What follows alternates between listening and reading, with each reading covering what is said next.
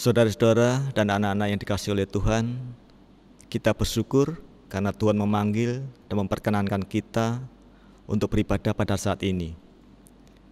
Secara khusus pula, kita bersyukur karena hari ini adalah tahun ke-12 pelayanan Pendeta Kriswoyo sebagai pendeta jemaat di GKJ Minomartani.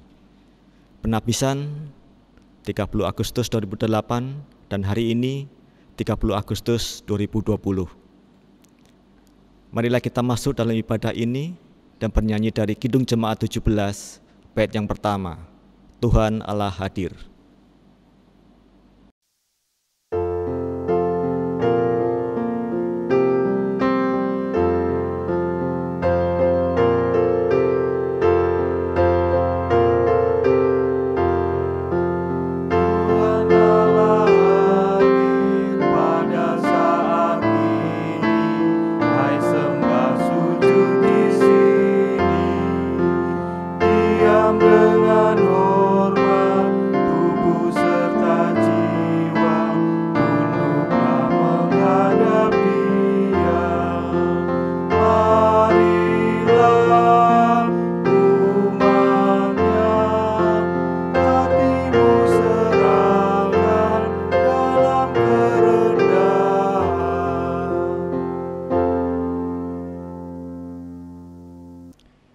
Saudara-saudara dan anak-anak yang dikasihi Tuhan, mari kita khususkan ibadah saat ini dengan pengakuan yang demikian.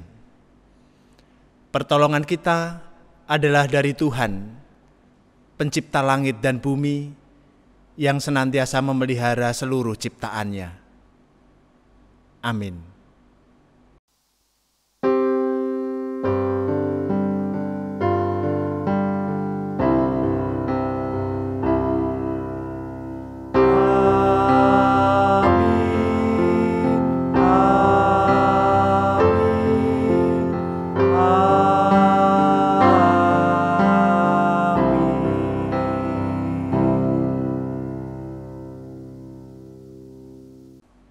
Kasih karunia dan damai sejahtera dari Tuhan Yesus Kristus kiranya ada pada saudara-saudara dan anak-anak sekalian. Setiap nafas kehidupan, pekerjaan, keluarga, dan segala hal yang terkadang kita anggap biasa, seringkali lupa untuk kita syukuri. Sebagai suatu anugerah yang besar dan teramat mahal dari Allah Bapa kita, pencipta langit dan bumi. Oleh karena itu, kita bersyukur melalui ibadah ini, kita diingatkan bahwa setiap hal dalam hidup ini adalah pemberian Tuhan, dan kita pun diajak untuk mensyukurinya. Kidung Pujian 5, bait yang pertama sampai dengan bait yang ketiga, bernyanyilah semua.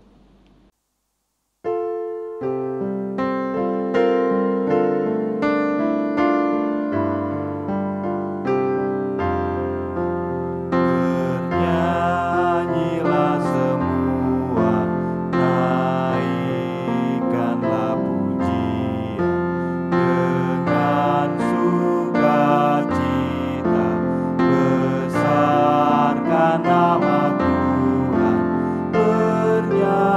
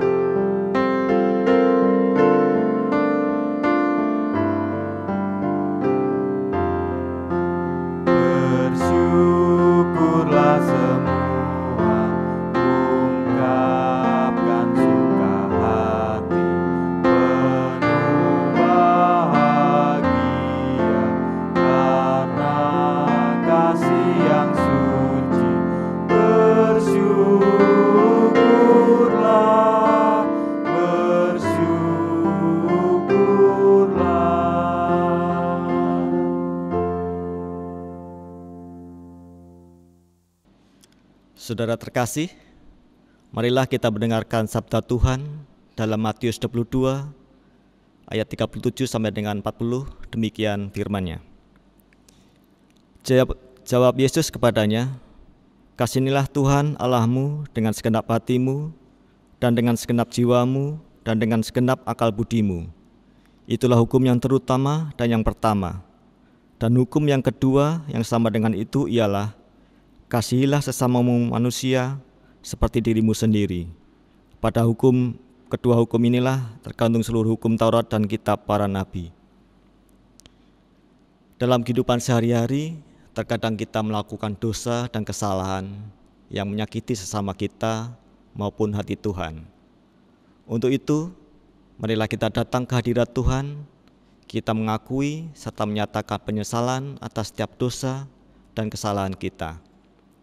Mari kita nyatakan semuanya itu melalui nyanyian penyesalan dari Kidung Jemaat 39, bait yang pertama dan ketiga, Ku diberi belas kasihan.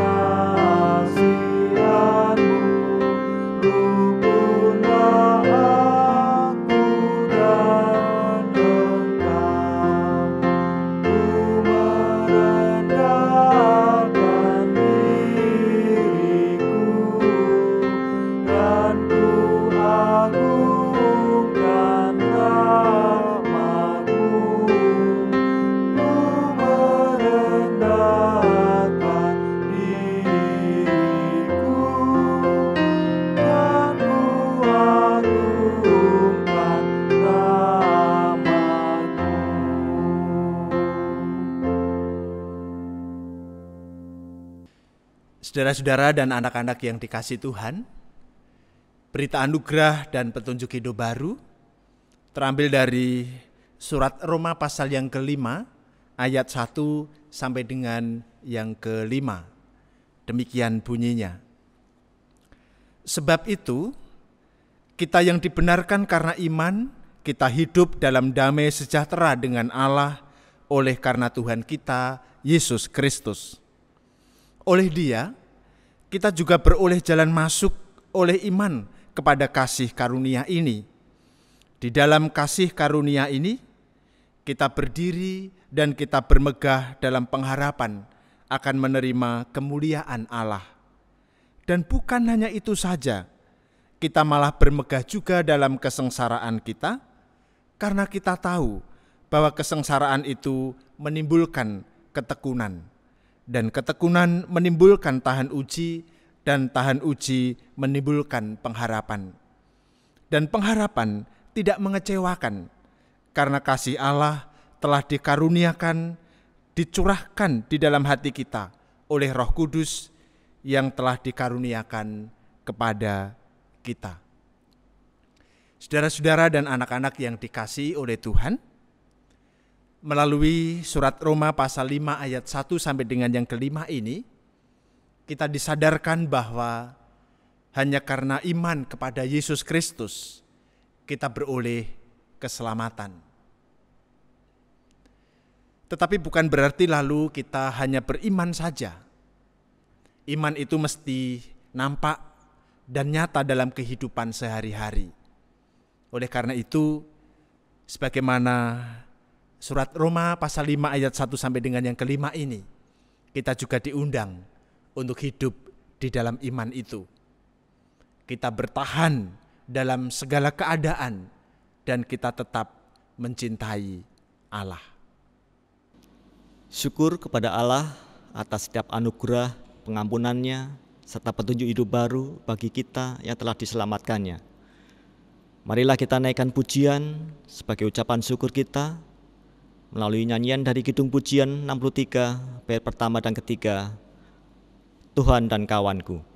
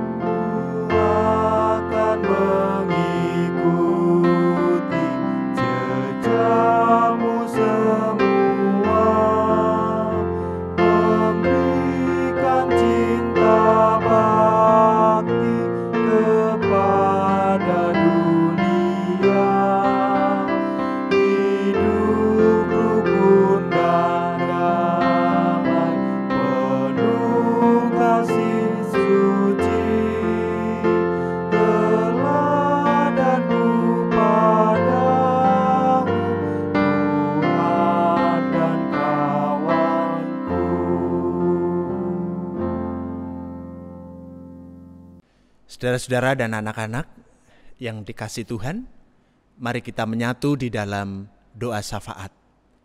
Kita berdoa. Tuhan yang penuh kasih, kami bersyukur karena hari ini Tuhan menganugerahkan kesempatan kepada kami untuk beribadah. Kami percaya Tuhan bersama dengan kami di dalam ibadah ini dan juga memberikan berkat kepada kami sekalian. Kami bersyukur Tuhan, karena melalui ibadah yang kami lakukan kami merasakan kehangatan sebagai keluarga. Baik keluarga kami masing-masing maupun keluarga beriman di GKJ Minomartani. Kami menyatu dalam kebersamaan sekalipun kami terpisahkan oleh jarak. Di dalam ibadah ini kami bersama-sama mengingat saudara-saudara kami yang sakit, yang senantiasa berjuang untuk memperoleh kesembuhan dan pemulihan. Kami memohon berkat Tuhan. Kiranya Engkau senantiasa memberkati saudara-saudara kami yang sakit, memberkati semua usaha dan perjuangan mereka, sehingga apa yang mereka lakukan juga boleh mendatangkan kebaikan bagi kesehatan mereka. Keluarga yang terus mendampingi memberikan semangat, memberikan kekuatan dan juga perawatan. Tuhan berkati semuanya. Kami juga mengingat saudara-saudara kami yang lemah tubuh karena usia yang lanjut, di mana mereka tidak dapat melakukan aktivitas dengan baik. Tuhan kiranya juga menganugerahkan kekuatan dan semangat, sehingga kelemahan fisik yang mereka rasakan dan alami tidak menghambat mereka untuk tetap bersukacita di dalam kehidupan mereka. Kami juga berdoa bagi saudara-saudara kami yang berduka karena kehilangan orang yang mereka kasihi. Tuhan memberikan kekuatan dan penghiburan. Kami juga mengingat, ya Tuhan, saudara-saudara kami yang berjuang untuk mendapatkan pekerjaan, saudara-saudara kami yang berjuang untuk membangun sebuah usaha, demikian juga saudara-saudara kami yang berjuang untuk membangun kehidupan keluarga mereka. Demikian juga perjuangan-perjuangan lain yang ada. Tuhan berkati semuanya. Biarlah saudara-saudara kami dan mungkin juga termasuk kami dapat melakukan yang terbaik bagi kehidupan kami, kehidupan pribadi kami, maupun kehidupan orang-orang yang ada di sekeliling kami. Kami juga tidak henti-hentinya memohon berkat bagi anak-anak kami yang masih ada dalam pertumbuhan, yang sudah sekolah, kuliah, ataupun yang sudah menyelesaikan sekolah dan kuliah mereka. Tuhan berkati semuanya. Anak-anak kami dapat memelihara hidup dengan baik, sebagaimana yang Tuhan kehendaki. Kami juga berdoa bagi kehidupan bersama kami di tengah-tengah gereja. Tuhan yang terus membangun kebersamaan kami. Tuhan yang memberkati setiap pelayanan yang kami lakukan. Sehingga apa yang kami lakukan Tuhan juga menjadi berkat bagi orang-orang yang ada di sekeliling kami. Kami juga tidak henti-hentinya berdoa bagi kehidupan bangsa dan negara kami. Tuhan berkati para pemimpin kami dan setiap kami, masyarakat Indonesia.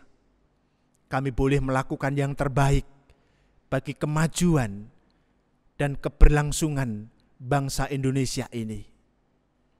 Terima kasih Tuhan. Kami serahkan doa ini di dalam nama Kristus Yesus, Tuhan dan Penyelamat kami. Amin. Saudara-saudaraku yang dikasihi oleh Tuhan, saat ini kita hendak menyatakan syukur kepada Tuhan melalui persembahan. Adapun sabda yang mendasari ucapan syukur kita terambil dari Mazmur 100 ayat yang keempat sampai dengan kelima. Demikian firman-Nya. Masuklah melalui pintu gerbangnya dengan nyanyian syukur, ke dalam pelatarannya dengan puji-pujian, bersyukurlah kepadanya dan pujilah namanya. Sebab Tuhan itu baik, kasih setianya untuk selama-lamanya, dan kesetiaannya tetap turun-temurun.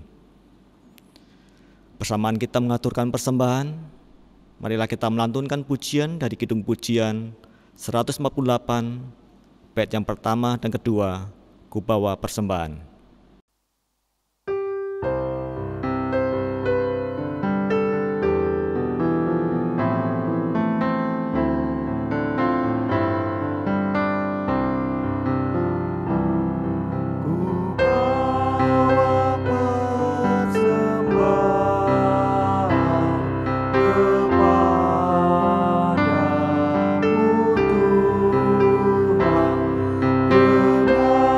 Hati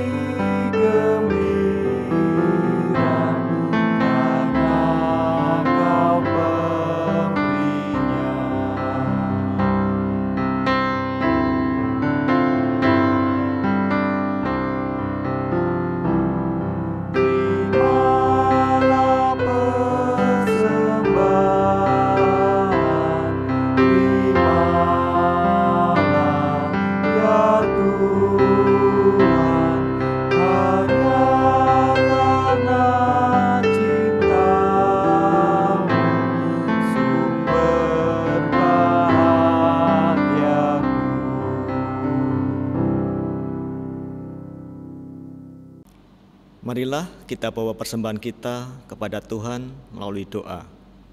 Kita berdoa. Allah Bapa di surga, kami mengucapkan syukur atas setiap kasih anugerah-Mu yang tiada henti-hentinya, yang Kau nyatakan dalam kehidupan kami, dan tak dapat kami balas Bapa setiap kebaikan-Mu dalam kehidupan kami. Saat ini kami membawa persembahan yang tidak lain adalah berkat-Mu yang telah Engkau berikan melalui pekerjaan kami. Sebagai tanda ucapan syukur kami, Tuhan, kiranya Bapa berkenan mengkuduskannya, terlebih hidup kami Tuhan, agar menjadi persembahan yang hidup, yang kudus, dan yang berkenan di hadapan-Mu. Sebentar lagi kami akan mendengarkan firman-Mu. Kami mohon pertolongan-Mu Bapa untuk mempersiapkan hati dan pikiran kami untuk menerima dengan sungguh-sungguh firman-Mu, dan ajarkan kami juga untuk menerapkannya dalam hidup kami sehari-hari. Terima kasih Bapa, dalam Kristus kami berdoa. Amin. Saudara-saudara dan anak-anak yang dikasihi Tuhan, sabda yang akan kita baca dan renungkan pada ibadah ini terambil dari Roma pasal yang ke-12 ayat 14 sampai dengan yang ke-21. Roma 12 ayat 14 sampai 21 demikian. Berkatilah siapa yang menganiaya kamu, berkatilah dan jangan mengutuk. Bersukacitalah dengan orang yang bersukacita, dan menangislah dengan orang yang menangis. Hendaklah kamu sehati sepikir dalam hidupmu bersama. Janganlah kamu memikirkan perkara-perkara yang tinggi, tetapi arahkanlah dirimu kepada perkara-perkara yang sederhana. Janganlah menganggap dirimu pandai. Janganlah membalas kejahatan dengan kejahatan. Lakukanlah apa yang baik bagi semua orang. Sedapat-dapatnya, kalau hal itu bergantung padamu, hiduplah dalam perdamaian dengan semua orang. Saudara-saudara yang kekasih, janganlah kamu sendiri menuntut pembalasan, tetapi berilah tempat kepada murka Allah, sebab ada tertulis, pembalasan itu adalah hakku. Akulah yang akan menuntut pembalasan, firman Tuhan. Tetapi, jika seterumu lapar, berilah dia makan. Jika ia haus, berilah dia minum. Dengan berbuat demikian, kamu menumpukkan bara api di atas kepalanya. Janganlah kamu kalah terhadap kejahatan, tetapi kalahkanlah kejahatan dengan kebaikan. Demikian pembacaan sabda Tuhan. Yang berbahagia adalah setiap orang yang mendengar firman, memeliharanya, dan melakukannya dalam hidup sehari-hari. Haleluya.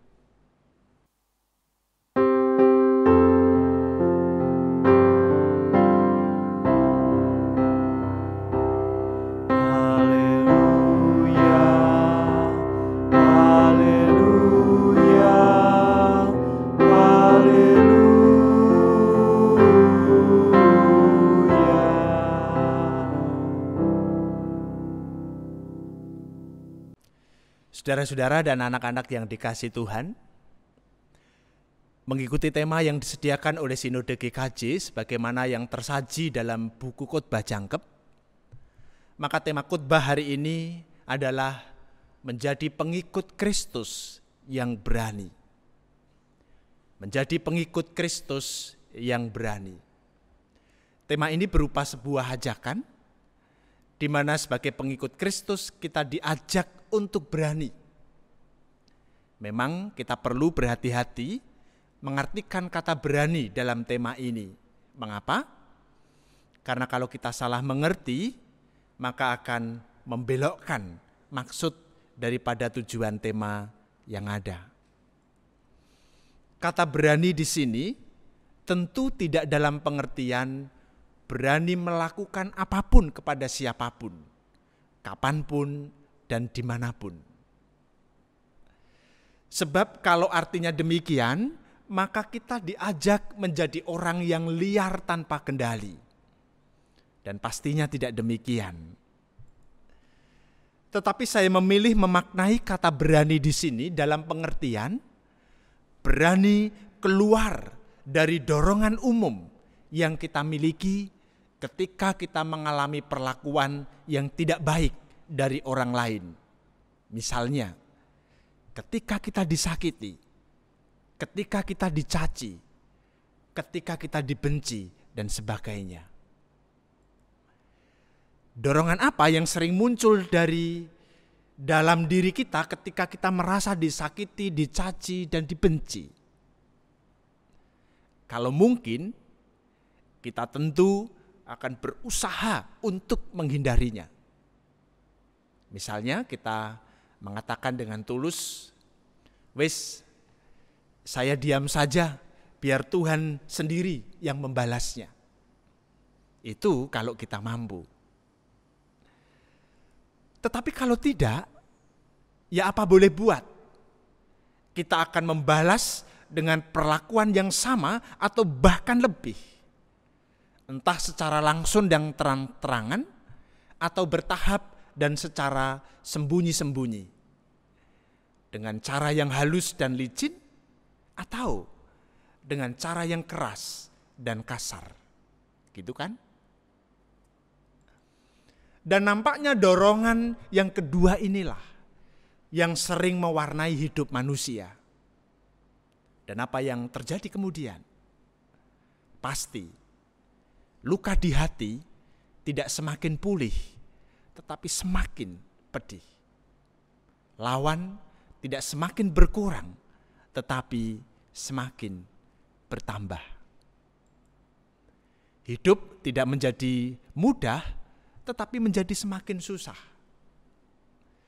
Karena itu benar apa yang disampaikan oleh Paulus kepada jemaat di Roma, sebagaimana dalam bacaan kita hari ini. Paulus melalui suratnya ini mengajak jemaat untuk keluar dari dorongan umum yang manusiawi, yaitu membalas kejahatan dengan kejahatan. Jadi jemaat diajak untuk keluar dari dorongan yang umum, yang biasanya kejahatan itu dibalas dengan kejahatan.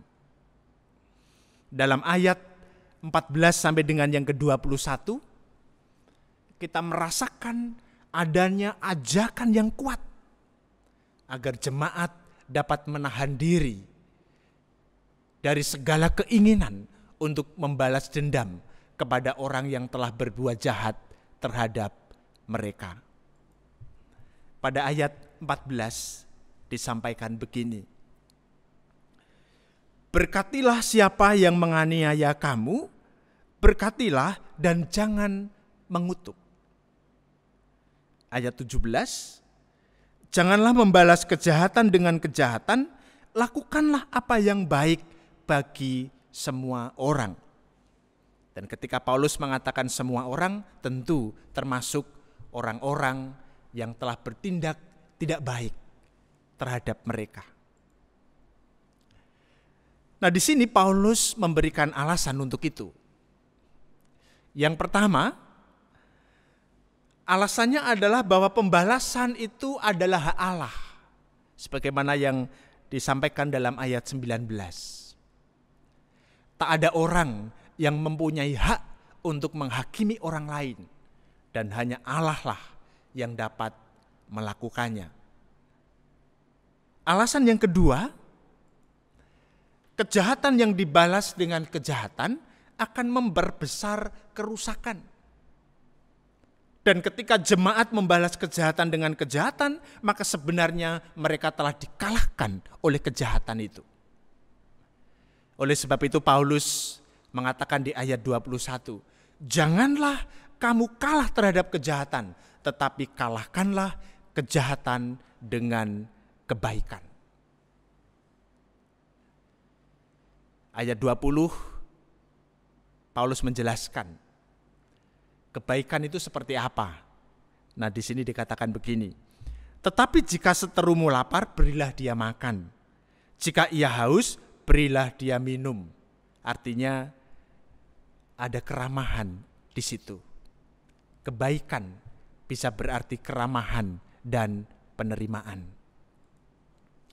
Saudara, melalui nasihatnya ini, Paulus sesungguhnya telah memberikan kepada jemaat Roma dan juga kepada kita prinsip hidup yang berkemenangan. Itu yang diberikan oleh Paulus. Prinsip hidup yang berkemenangan. Bahwa hidup yang menang bukanlah hidup yang mengalahkan orang lain, tetapi yang mampu mengalahkan diri sendiri. Itu prinsip hidup berkemenangan. Saya ulangi, bahwa hidup yang menang bukanlah hidup yang mengalahkan orang lain, tetapi yang mampu mengalahkan diri sendiri. Bila kita mampu mengalahkan nafsu amarah, nafsu benci, nafsu dendam, maka kita benar-benar menang. Mau menjadi pemenang? Mari kita terus berusaha untuk mengalahkan nafsu amarah, nafsu benci, nafsu dendam yang ada pada diri kita. Dengan demikian, setiap orang yang menyakiti, mencaci, dan membenci kita tidak akan kita pandang sebagai musuh atau lawan, tetapi tetap kita akui dan kita jadikan teman. Apakah mudah melakukan ini? Tidak. Karena itu butuh keberanian. Amin. Marilah kita berdoa.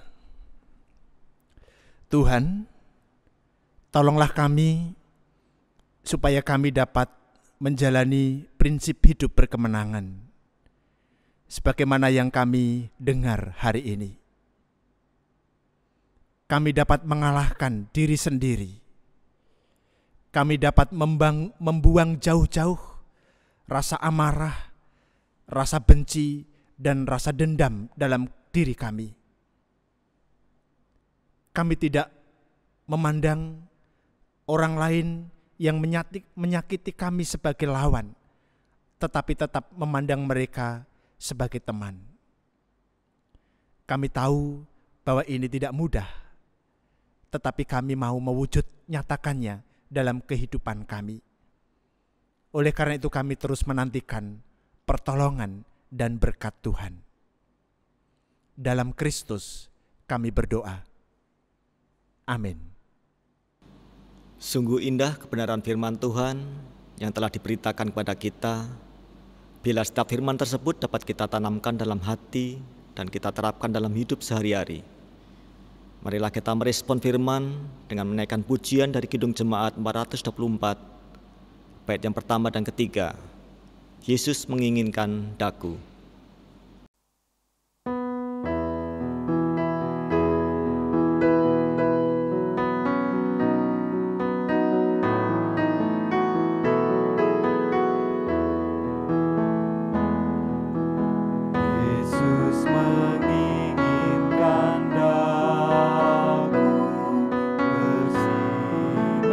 Baginya di mana